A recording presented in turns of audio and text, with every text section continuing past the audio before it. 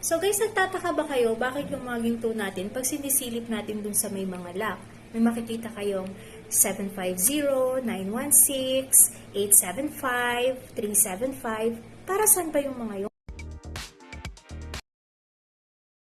Tuturo ko sa inyo.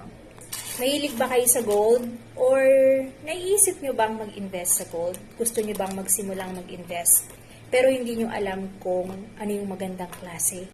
So, ang una kong ituturo sa inyo ay yung iba't ibang carats ng gold.